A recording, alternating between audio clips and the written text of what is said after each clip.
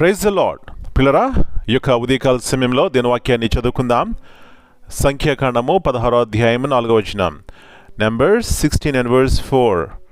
మోషే ఆ మాట విని సాగిలపడెను. And when Moses heard it, he fell upon his face. యేసు ప్రభువారి అతి శ్రేష్టమైన నామంలో పిల్లరా మీ అందరికీ శుభములు తెలియజేస్తున్నాను. ఈ యొక్క నూతన దినాన్ని దేవుడు మనకిచ్చినారండి.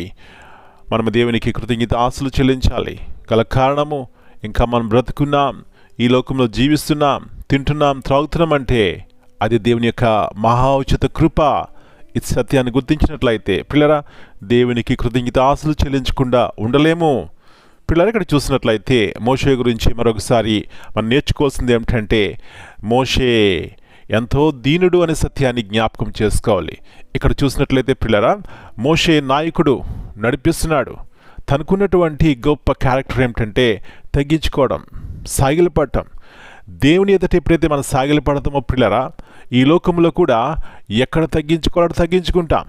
అది దేవుడు మనం నేర్పిస్తాడు.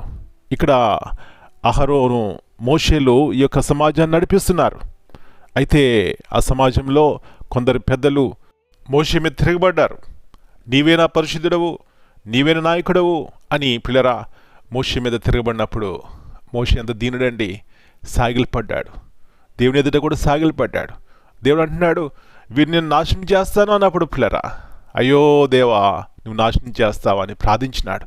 పిల్లరా ప్రార్థన జీవితం ఎప్పుడైతే మనకు ఉంటుందో తగ్గించుకుంటాం. ఎందుకంటే దేవుడు మనకు నేర్పిస్తాడు ఏ రోజు ఎట్లా నడవాలో, ఏ విధంగా నడిస్తే మనకి మన కుటుంబాలకి క్షేమమో అట్లా నడిపిస్తాడండి. నా ప్రియ సహోదరి, కుటుంబంలో గనక ఇలాంటి మనసు కలిగి ఉన్నట్లయితే నీ కుటుంబానికి ఎంత ఆశీర్వాదకరం అండి. చాలామంది కుటుంబాల్లో ఎందుకండి అశాంతి, ఎందుకు నెమ్మది లేకుండా ఉంటారంటే తగ్గించుకోరు. నేను ఎక్కువని పిల్లరా వాళ్ళు వారు హెచ్చించుకోవడం ద్వారా ఎంతగానో నష్టపోతూ ఉంటారు. నా ప్రియ సహోదరి, యేసు ప్రభువారు చెప్పినటువంటి మాటను జ్ఞాపకం చేసుకుందామా? తాము తగ్గించుకున్న వారు హెచ్చింపబడతారని. కాబట్టి మన జీవితాల్లో దేవుడు హెచ్చించాలని ఆశపడినట్లయితే తగ్గించుకుందాం, లోబడదాం, దేవుని ఎదుట సాగిలపడదాం. ఇలాంటి కృప దేవుడు మనందరికీ దయచేయనుగాక. ప్రార్థన చేసుకుందాం.